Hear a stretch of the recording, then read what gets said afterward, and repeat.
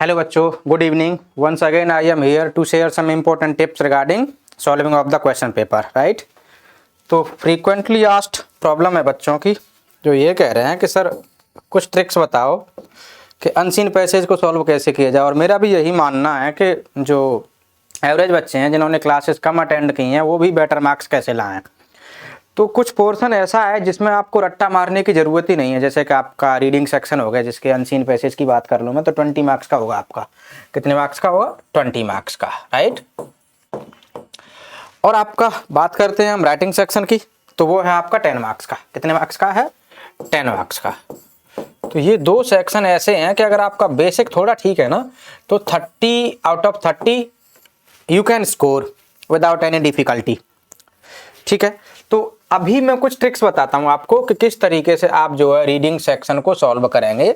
इन्होंने यानी कि क्वेश्चन पेपर सेटर जो हैं, इन्होंने न्यू एजुकेशन पॉलिसी के नाम पर सिर्फ एक काम किया है कि इन्होंने एमसीक्यूज को, यानी सब्जेक्टिव, दो तरह के क्वेश्चंस होते हैं यूजुअली जो अभी आ रहे हैं, यानी कि 80 मार्क्स का आपका टोटल है, ठीक है, जिसमें से 40 क्वेश्चंस लगभग आपके कैसे होंगे? एमसीक्यू होंगे। कैसे होंगे? एमसीक्यूज होंगे। और 40 मार्क्स का होगा आपका सब्जेक्टिव, जिसको मैं यहाँ पर ऑब्जेक्टिव भी लिख सकता हूँ और यहाँ इसको सब्जेक्टिव कह सकता हूँ। यानी 40 मार्क्स का सब्जेक्टिव होगा और 40 मार्क्स का ऑब्जेक्टिव होगा। इसमें कुछ एक परसेंटेज जो है कॉम्पिटेंसी बेस्ड क्वेश्चन होंगे जो थोड़े से ट्रिकी होंगे, उनको आपको समझना होगा। लैंग्वेज में कुछ भी डिफिकल्ट नहीं होता। It all depends on the understanding of the child. बच्चे की अंडरस्टैंडिंग पर डिपेंड करता है कि वो किस तरीके से समझ रहा है और उसकी वोकैबुलरी का लेवल क्या है। अगर आपकी वोकैबुलरी का लेवल थोड़ा अच्छा है, आप आराम से इजीली समझ सकते हैं क्वेश्चन का नेचर क्या है। And the moment you understand the nature of the question, you will be able to answer the question properly and you will be awarded full out of full marks. तो इसमें कोई doubt नहीं है। तो चलिए कुछ पॉइंट्स हैं जिनको आप देख सकते हैं, जिनको हम समझ सकते हैं और जो है जिनकी हेल्प से हम जो है full out of full marks achieve कर सकते हैं, खास करके रीडिंग सेक्शन में, यानी कि अनसीन पैसेज के अंदर। तो देखते हैं, आइए कैसे करते हैं। बात करते हैं कि किस तरीके से जो है क्वेश्चन को पहचाना जाए। तो ध्यान रखिए, सबसे पहले आपके जो WH वर्ड है ना, इनको ध्यान दीजिए। अगर आपका कोई भी क्वेश्चन अनसीन पैसेज के अंदर सब्जेक्टिव है, कैसा है? सब्जेक्टिव है, और वो वर्ड से बिगिन हो रहा है। किससे बिगिन हो रहा है?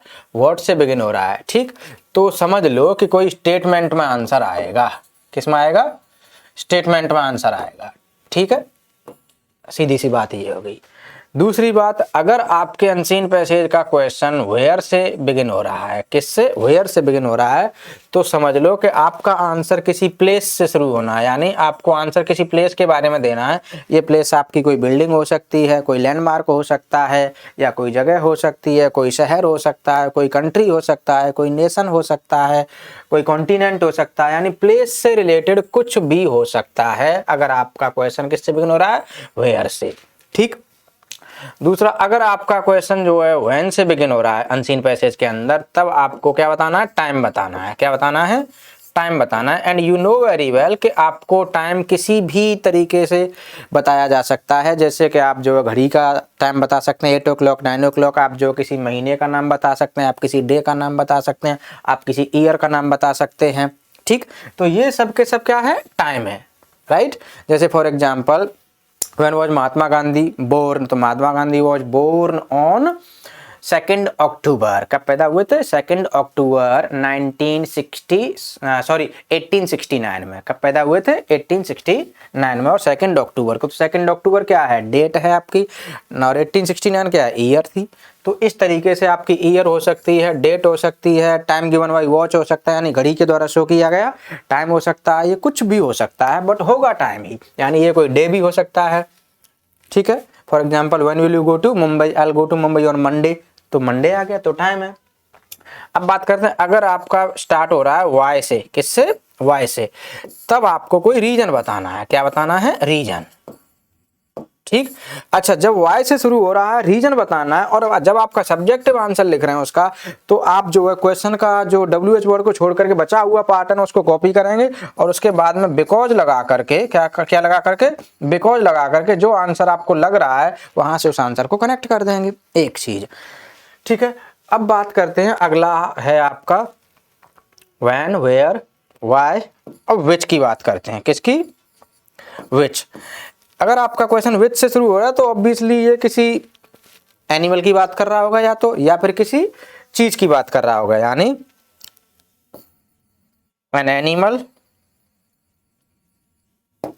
और अ थिंग, यानी कोई एनिमल भी हो सकता है या फिर कोई चीज भी हो सकती है, कोई आर्टिकल हो सकती है, या फिर किसी मूवी का नाम हो सकता है, किसी ऑब्जेक्ट का नाम हो सकता है। For example which movie do you like the most, तो कह दो 3 इडियट, तो ये क्या है? मूवी का नाम होगा, तो कुछ भी हो सकता है। अब मोस्ट इंपोर्टेंट अब आता है आपका हु। क्या चीज? हु। अगर हु आया हुआ है तो मोस्ट इंपोर्टेंट आपको ये ध्यान रखना है कि सबसे पहले तो कोशिश करना किसी ह्यूमन बीइंग का नाम होगा। क्या होगा? किसी ह्यूमन बीइंग का नाम होगा। ठीक है। कई बार ये जो है एनिमल को भी रेफर कर देता है। किसको? एनिमल को भी रेफर कर देता है। तो ध्यान रखना कि जब आपका पूछा जाए कि who Who was the first PM of India, तो ऑब्वियसली हमें क्या लिखना है? Pandit Jawaharlal Nehru was the first PM of India। ठीक है। तो क्या आ गया? ये आ गया हमारा ह्यूमन बीइंग का नाम, यानी पंडित जवाहरलाल नेहरू हमारे ह्यूमन बीइंग थे। ठीक। या फिर ये कह दो कि who is the most dangerous animal of the forest, या फिर ये कह दो who is the king of the forest, तो किंग क्या लाइन आ जाएगा आपका? क्या आ जाएगा? लाइन आ जाएगा। तो एनिमल भी हो सकता है और ह्यूमन बीइंग भी हो सकता है। तो आपका एक हो गया व्हाट, वेयर, व्हेन, यानी 1 2 3 4 5 6, और एक और बच गया आपका। गैस करो क्या बच गया? हाउ। क्या बच गया? हाउ बच गया। यानी जब हाउ से आपका क्वेश्चन बिगिन हो रहा है तो ऑब्वियसली आपको कोई मैनर बताना है। क्या बताना है? किसी भी काम करने का तरीका बताना है। क्या बताना है? तरीका बताना है। तो ये कुछ बेसिक सी टिप्स हैं जिनको आप फॉलो कर सकते हैं while solving the unseen passage. एक चीज। दूसरी अब बात करते हैं हम कि हमें कैसे जो है आंसर फाइंड आउट करना है। आंसर फाइंड आउट करने के दो तरीके हैं। अगर आपका IQ लेवल ठीक है, यानी I mean if you are good at vocabulary, तो आप क्वेश्चन पढ़ के ही और जो है पैसेज को, सबसे पहला काम ये करेंगे कि आप जो है पैसेज को पढ़ेंगे थोड़ा सा। जैसे ही पैसेज को पढ़ेंगे तो आपको थोड़ा सा एक आइडिया मिल जाएगा, और आइडिया मिल जाएगा तो फिर आपने क्या करना है कि क्वेश्चन पर जाना है। किस पर जाना है? क्वेश्चन पर जाना है। जैसे क्वेश्चन नंबर फर्स्ट पढ़ा तो फिर आप पैराग्राफ रीडिंग शुरू कर दो, यानी पैरा वाइज रीडिंग शुरू कर दो। वैसे तो कई बार क्या होता है कि पैरा पढ़ा हुआ होता है कि इस पैरा में इसका आंसर है, तो उसी पैराग्राफ को पढ़ो, वहीं से आपको आंसर मिल जाएगा। लेकिन अगर फिर भी अगर आपको नहीं समझ आ रहा तो आप क्या करेंगे? क्वेश्चन पढ़ा, क्वेश्चन पढ़ने के बाद में आप पैसेज पढ़ने लग गए, आपने जो है इस तरीके से पैराग्राफ पढ़ लिए। जैसे ही आपको क्वेश्चन के अंदर जो कीवर्ड्स होते हैं ना, कुछ कीवर्ड्स होते हैं यानी कुछ इंपॉर्टेंट वर्ड्स होते हैं, उन वर्ड्स पर जैसे ही जाएंगे और जैसे ही वो वर्ड्स जो क्वेश्चन में मेंशन कर रखे हैं, किसमें मेंशन कर रखे हैं? क्वेश्चन में मेंशन कर रखे हैं, और वही वर्ड्स अगर आपको कहाँ मिल जाते हैं? किसी पैराग्राफ में मिल जाते हैं, तो ये देखो कि इसका फुल स्टॉप पहले वाला कहाँ पर है। मान लो कि यहाँ से फुल स्टॉप था, यहाँ से नया सेंटेंस बिगिन हो रहा है और ये चलते चलते चलते चलते यहाँ तक आ रहा है, तो उसको आप एज इट इज उतार दो। एक तो ये तरीका एवरेज बच्चों के लिए, यानी एक फुल स्टॉप से लेकर के दूसरे फुल स्टॉप तक। अगर आपको डाउट लग रहा है कि नहीं पूरा नहीं हुआ हो तो एक सेंटेंस और उतार दो उसका, क्या जा रहा है तुम्हारा। ठीक। लेकिन खाली नहीं छोड़ना, ध्यान रखना, कोई भी क्वेश्चन तो छोड़ना ही नहीं है। ठीक।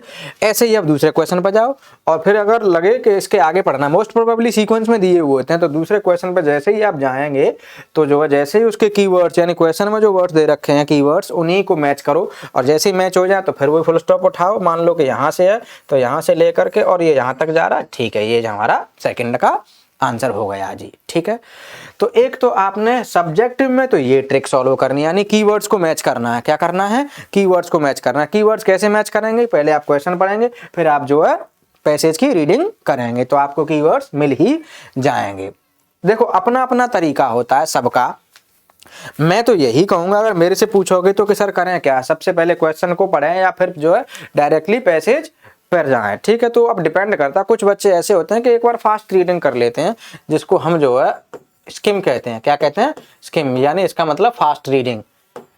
ठीक है। इसके बाद में मैं कहता हूं कि गो टू क्वेश्चन। कहां पर जाना है आपको? क्वेश्चन पर जाना है, क्वेश्चन नंबर फर्स्ट पे। ठीक है। क्वेश्चन नंबर फर्स्ट पे जैसे ही गए तो आपको कीवर्ड्स मिल जाए। कीवर्ड्स मिल जाएंगे तो अगर आपके दिमाग में होगा कि ये तो यार सेकंड पैराग्राफ में था, फटाक से आपका दिमाग सेकंड पैरा पे जाएगा, आप जो वहीं से लिखना शुरू कर दोगे। ठीक है।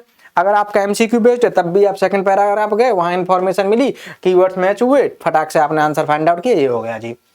दूसरा मान लेते हैं कि आपने क्वेश्चन पर गए, क्वेश्चन पर जाकर के फिर जो पैरावाइज रीडिंग स्टार्ट कर दी। पैरावाइज रीडिंग स्टार्ट की तो जैसे ही आपके कीवर्ड मैच हुए तो आप वहीं रुक जाते हैं और वहीं से आप अपना आंसर फाइंड आउट करना शुरू कर देते हैं। एक तरीका है।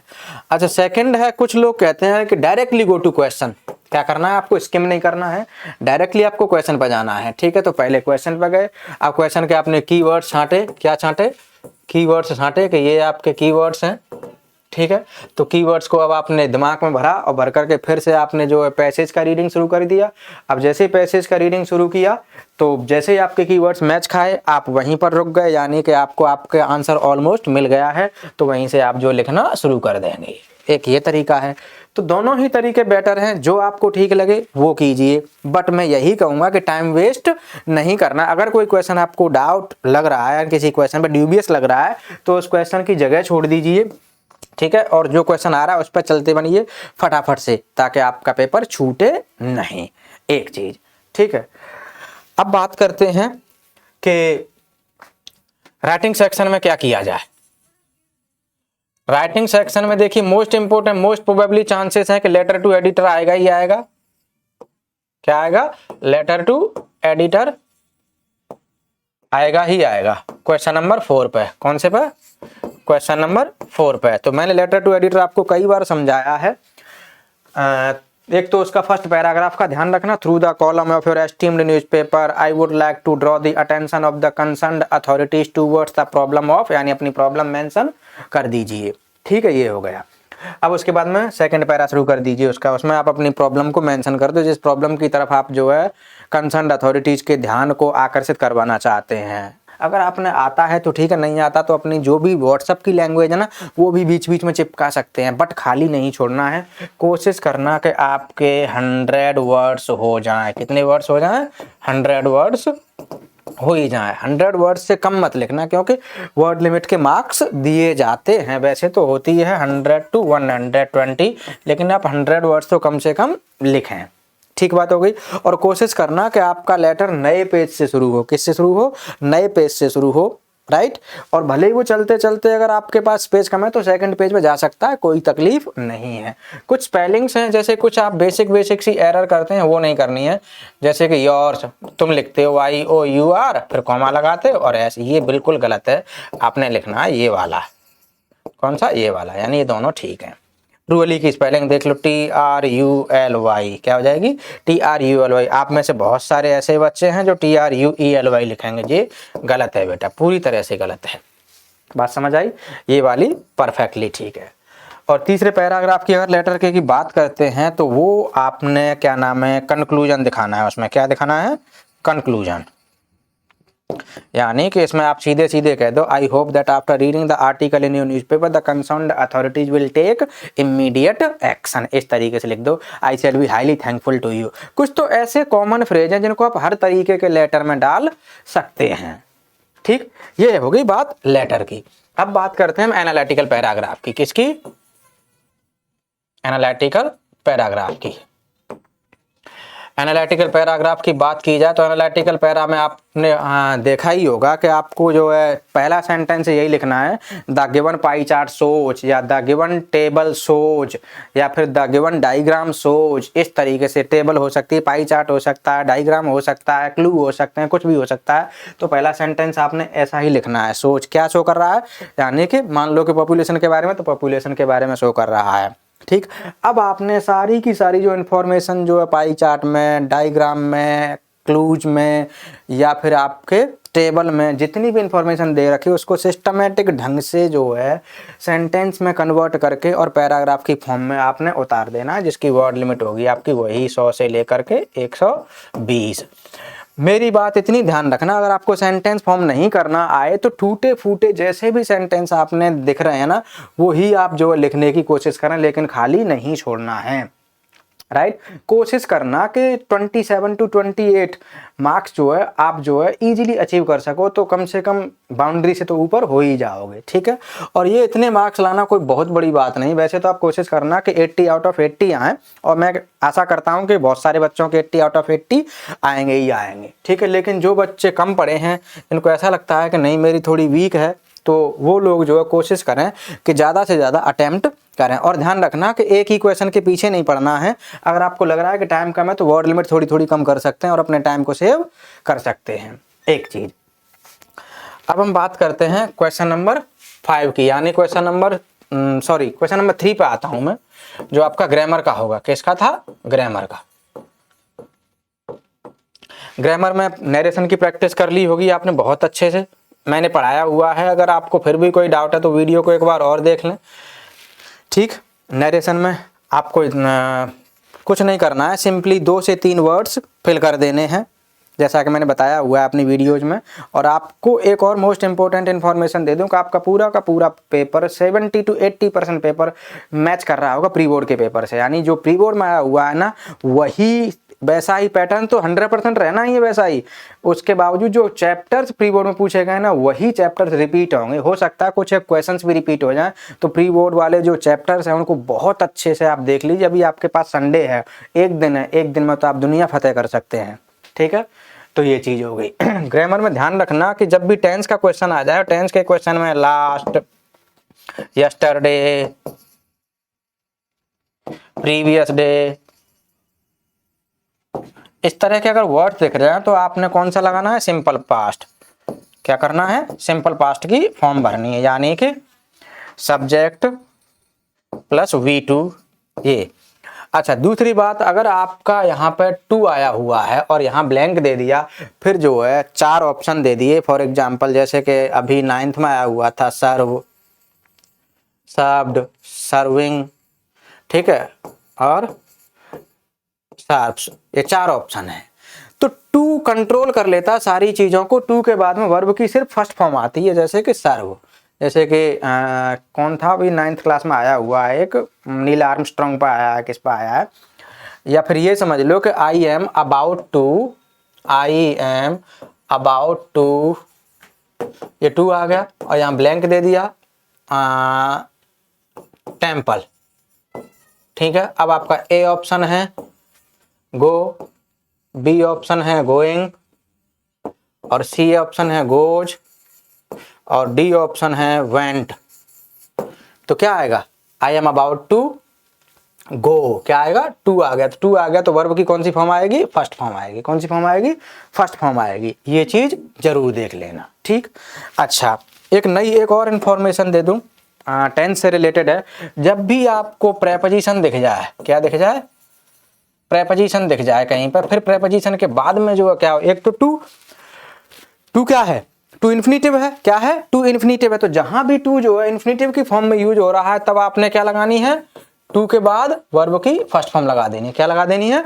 वर्ब की फर्स्ट फॉर्म लगा देनी। लेकिन अगर कोई प्रेपोजिशन आई हुई है, मान लो क्या आई हुई है? प्रेपोजिशन आई हुई है, तब आपने क्या करना है? प्रेपोजिशन में सिंपली आपने वर्ब की 4th फॉर्म लगा देनी है, यानी कि ING फॉर्म। क्या लगानी है? ING form of main verb. क्या लगानी है? ING form of main verb लगा देनी है। ठीक, तो इस तरीके से आप जो है कुछ कुछ कर सकते हैं। अच्छा, अगर आपकी मॉडल आई हुई हो, क्या आई हो किसी सेंटेंस में मॉडल आई हुई, तो ऑब्वियसली आपने V1 लगा देनी है। क्या लगा देनी है? V1 का मतलब होता है वर्ब की फर्स्ट फॉर्म। तो प्रेपोजिशन के बाद क्या लगाना है, मॉडल के बाद क्या लगाना है, इन्फिनेटिव 2 के बाद में क्या लगाना है, ये आपको अच्छे से समझ आ गया होगा। ठीक, अब बात करते हैं किसकी और कौन कौन से आने के चांसेस हैं आपके। हाँ, एडिटिंग। क्या चीज? एडिटिंग। सॉरी, क्या लिख दिया मैंने? एडिटिंग की बात करते हैं। ठीक है, तो एडिटिंग में देख लेना, अगर एडिटिंग की बात करते हैं तो एडिटिंग में वो ही सिनेरियो होगा आपका, या तो 2 दे रखा होगा, या फिर प्रेपोजिशन दे रखी होगी, या कोई मॉडल दे रखी होगी, फिर उसमें गलत तरीके से भर रखा होगा। अच्छा, एक और एरर हो सकती है आर्टिकल की। किसकी? आर्टिकल की, यानी कि यूज ऑफ ए, एन और द। तो आपको ये पता ही है, कॉन्सोनेंट साउंड के पहले आती है। कॉन्सोनेंट साउंड के पहले क्या आता है? आपका ए आता है। वोवल साउंड के पहले क्या आता है? वोवल साउंड के पहले एन आता है, और द आता है। डेफिनेट आर्टिकल है द। क्या है? किसी डेफिनेट या फिर स्पेसिफिक नाउन के पहले। किसके पहले? स्पेसिफिक नाउन के पहले, यानी कि कोई नाउन पहले इंट्रोड्यूस हो रखा हो, फिर दोबारा फिर से इंट्रोड्यूस हो रहा हो, यानी दोबारा से फिर से उसका प्रयोग हो रहा हो, तब आपने क्या लगा देना है, द लगा देना है। क्या लगा देना है, द लगा देना है। तो ये आपके एडिटिंग की फॉर्म में आर्टिकल पूछे जा सकते हैं, एडिटिंग की फॉर्म में आपका टेंस पूछा जा सकता है, एडिटिंग की फॉर्म में आपका सिंगुलर प्लूरल यानी नाउन नंबर पूछा जा सकता है, प्रोनाउन भी पूछा जा सकता है। इस तरह की चीज़ें जो है पूछी जा सकती हैं। अच्छा, एक और चांसेस देखो हैं, एक वर्ड आता है लीस्ट, जिसका मतलब होता है कहीं ऐसा न हो के। हिंदी में क्या मतलब होता है, ऐसा न हो के।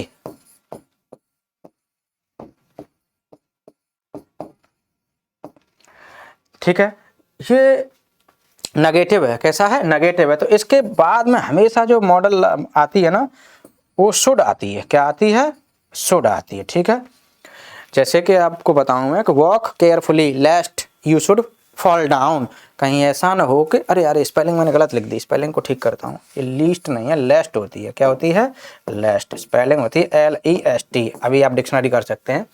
यानी walk carefully लेस्ट you should fall down, यानी संभल कर चलो, कहीं ऐसा ना हो कि आप गिर जाएं। ठीक, तो इस तरीके से आप ग्रामर वाला पोर्शन कर सकते हैं, कोई प्रॉब्लम नहीं है। अब बात आती है आपकी एक्सट्रैक्ट बेस्ड क्वेश्चन की। किसकी, एक्सट्रैक्ट बेस्ड क्वेश्चंस की। मैं फिर से सलाह दे रहा हूं कि 1 नंबर का क्वेश्चन आ सकता है, name of the poet, name of the poet and poem. ये आपका चैप्टर हो सकता है, ये आपका पोएट की जगह पर ऑथर भी हो सकता है। अगर आपका प्रोजेक्ट स्टैंजा है तो, अगर पोएटिक स्टैंजा है तो पोएट और पोएम आएगा। अच्छा, दूसरा लिटरेरी डिवाइस, क्या आएगी, लिटरेरी डिवाइस। 1 नंबर का क्वेश्चन आना ही आना है। ठीक है, 1 नंबर का क्वेश्चन इस पे आना ही आना, जिसमें मोस्ट प्रोबेबली चांसेस हैं आपके सिमिली। दूसरे नंबर पर चांस हैं आपके एलिट्रेशन के, जो आपने बहुत अच्छे से पढ़ा होगा, यानी repetition of initial consonant sound in a neighbouring, यानी इन द नेबरिंग वर्ड्स। यानी कि for example she sells at the sea shore, S repeat हो रहा है। क्या रिपीट हो रहा है, एस रिपीट हो रहा है। जैसे कि आपके एक पोएम है, क्या नाम है उसका, फायर एंड आइस है। कौन सी, फायर एंड आइस नहीं, वो दूसरी है। कौन सी है, स्नो वाली पोएम है। तो स्नो वाली पोएम में कहता है सेव्ड सम, एक एग्जाम्पल है, सेव्ड सम। तो सेव्ड सम में क्या है, एलिट्रेशन है। क्या है, एलिट्रेशन है। और सिमिली की बात करें तो मैंने अभी एक पोएम पढ़ाई थी इससे पहले वीडियो में, यानी like newly discharge patient from the hospital, यानी कि लाइक आ जाए, क्या आ जाए, एज या लाइक में से कोई एक आ जाए और जो है कंपैरिजन हो रहा हो। जब एज और लाइक जैसे शब्द आपको दिख जाए और कंपैरिजन हो रहा हो तो आंख बंद करके आप सिमिली लगा देना। क्या लगा देना, सिमिली लगा देना। और कंपैरिजन हो रहा हो लेकिन एज और लाइक नहीं हो, तब आप क्या लगाएंगे, मेटाफर। क्या लगाएंगे, मेटाफर। ठीक है, तो मैंने अलग अलग वैसे वीडियोज बना रखे हैं, उसमें आप देख सकते हैं। अच्छा, चौथा जिसके चांसेस हैं वो है पर्सोनिफिकेशन। क्या है, पर्सोनिफिकेशन है। तो 1 नंबर का क्वेश्चन 100% आएगा ही आएगा आपका। ठीक है, लिटरेरी डिवाइसेस पे। और 1 नंबर का आएगा आपका name of the poet, poem, name of the chapter और ऑथर। ठीक, अच्छा, अब बात करते हैं आपके, एक स्टैंजा हो गया, एक स्टैंजा आपका पोएटिक होगा, दूसरा स्टैंजा आपका प्रोजाइक होगा, यानी कि एक आपका स्टोरी चैप्टर में से होगा, एक आपका पोएम में से होगा। राइट, अब बात करते हैं एसएक्यू की। एसएक्यू का मतलब short answer question. Short answer question में अगर आपने समरी पढ़ रखी है ना, तो उसी समरी को ही उतार दीजिए उसी में, यानी रिलेटेड लाइंस जो है उसमें उतार दीजिए। कोशिश करना 1 2 3 4 लाइन हो जाए। कितनी हो जाए आपकी कॉपी की, 4 लाइन पर्याप्त हैं। ठीक है, ये आपसे 3 नंबर के पूछे जाएंगे। कितने के पूछे जाएंगे, 3 नंबर के पूछे जाएंगे। तो वर्ड लिमिट आप रखना 30 to 40 की। कितने की, 30 to 40 की रखना। राइट, ये शॉर्ट आंसर टाइप क्वेश्चन आपके फर्स्ट फ्लाइट में से भी होंगे। किस में से होंगे, फर्स्ट फ्लाइट में से भी होंगे। ये आपके फुटप्रिंट्स विदाउट फीट में से भी होंगे। किस में से होंगे, फुटप्रिंट्स विदाउट फीट में से भी होंगे। राइट, अच्छा, अब बात करते हैं हम लॉन्ग आंसर टाइप क्वेश्चन की। किसकी, लॉन्ग आंसर की, जिसमें एक लॉन्ग आंसर आपका जो फर्स्ट फ्लाइट में से होगा। अच्छा, फर्स्ट फ्लाइट में कौन सी लिटरेरी डिवाइस है बताओ, एलिट्रेशन है, क्योंकि एफ रिपीट हो रहा है। और एक होगा आपका फुटप्रिंट्स विदाउट फीट में से। किस में से होगा? फुटप्रिंट्स विदाउट फीट में से, 6 नंबर के।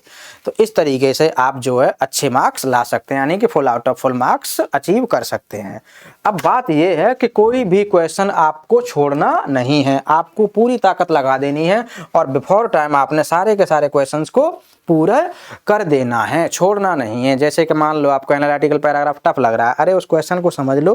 क्वेश्चन को समझने के बाद में जो तुम्हें समझ आ रहा हो ना, जो इन्फॉर्मेशन आपके दिमाग में क्लिक कर रही हो, उसी इन्फॉर्मेशन को लिख दो उस टॉपिक से रिलेटेड, ठीक है।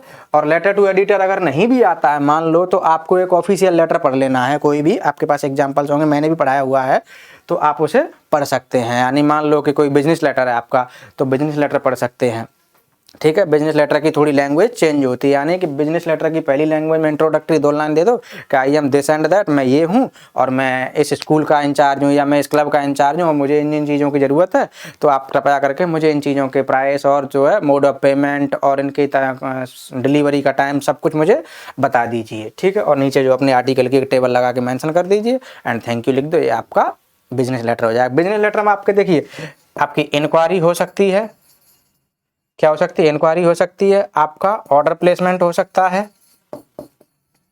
क्या हो सकता है? ऑर्डर प्लेसमेंट हो सकता है, या फिर आपका कैंसिलेशन हो सकता है, क्या हो सकता है? कैंसिलेशन हो सकता है। तो इनमें से कुछ भी हो सकता है, इंक्वायरी, ऑर्डर प्लेसमेंट यानी ऑर्डर देना है, या फिर कैंसिलेशन, किसी चीज़ को आपने ले लिया है और उसे क्या करना है? कैंसिल करना है। या फिर कोई ऑफिशियल लेटर हो सकता है जिसमें आप जो किसी की कंप्लेन कर सकते हैं, डीएम को, एसडीएम को, या फिर क्या नाम है म्यूनिसिपल कमिश्नर को, ये कुछ भी हो सकता है, ठीक है। वैसे 99% चांसेस हैं कि आपके लिए एक लेटर टू एडिटर मिलेगा ही मिलेगा, लेकिन अगर नहीं मिलता है तो मैं आपसे यही सलाह दूंगा कि आप एक बार जो है ऑफिशियल लेटर, बिजनेस लेटर के थोड़े से फॉर्मेट को देख लें और थोड़ी सी उसकी लैंग्वेज की प्रैक्टिस कर लें, आपके लिए सारी चीज़ें आसान हो जाएंगी। Once again I am saying not to leave a single question, सारे के सारे क्वेश्चन अटेम्प्ट करने हैं, समरी तो एटलीस्ट लिख ही देनी है। कोई क्वेश्चन का आंसर आपको नहीं आता है तो I hope you will achieve better marks, ठीक है। और घबराना नहीं है, बड़ी शांति से, बड़े कूल माइंड से जो है क्वेश्चन को सॉल्व करना है, ठीक है। All the best and best of luck to you. Thank you and have a nice day.